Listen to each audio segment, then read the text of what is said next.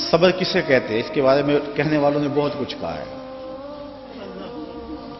واویلا نہ کرنا، منہ پہ تماچے نہ مارنا، ناشکری کا کلمہ نہ کہنا،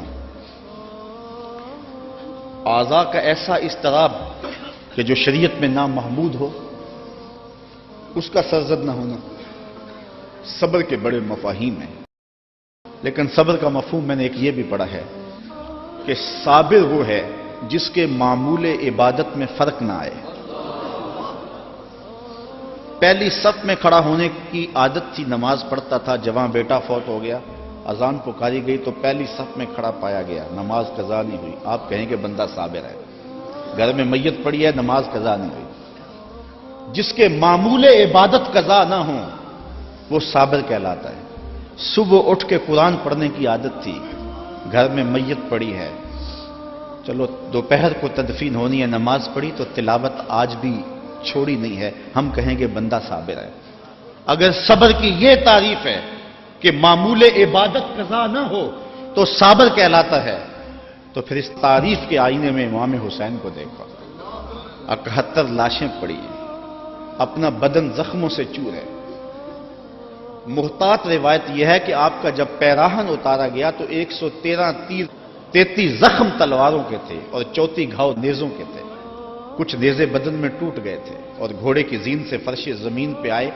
صابر ایسا ہے کہ عبادت کا وقت آ گیا، سجدہ قضا نہیں ہونے دیا۔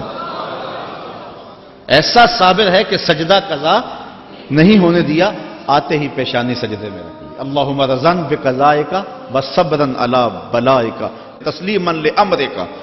اے اللہ، سب کچھ کٹا کے اور بچوں کی لاشیں پڑی ہیں، حسین کے لخت لخت سے خون بہ رہا ہے، لیکن حسین پھر بھی حاضر ہو گیا تیرے امر کو تسلیم کرتے ہوئے اور آنے والی مشکلوں پر صبر کرتے ہوئے، اور حسین تیرے حکم پہ راضی ہے، تو بھی بتا تو بھی حسین پہ راضی ہوا ہے یا کہ نہیں ہوا؟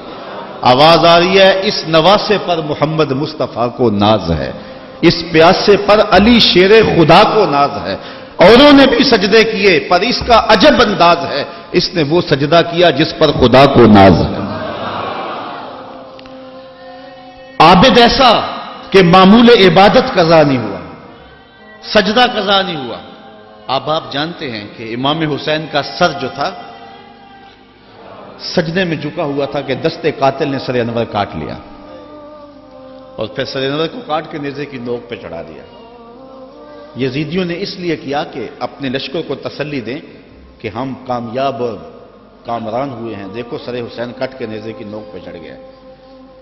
تو جب انہوں نے نیزے کی نوک پہ سر حسین چڑھایا تو لشکر یزید سے آواز آئی، یہ کیسا سر ہے جو کٹ کے بھی سر بلند ہے؟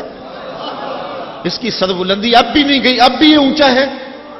اور جب سر انور نیزے کی نوک پہ چڑھایا گیا تو اس انداز سے چڑھایا گیا کہ کٹی ہوئی گردن کا رخ آسمان کی طرف اور سر انور کا رخ زمین کی طرف۔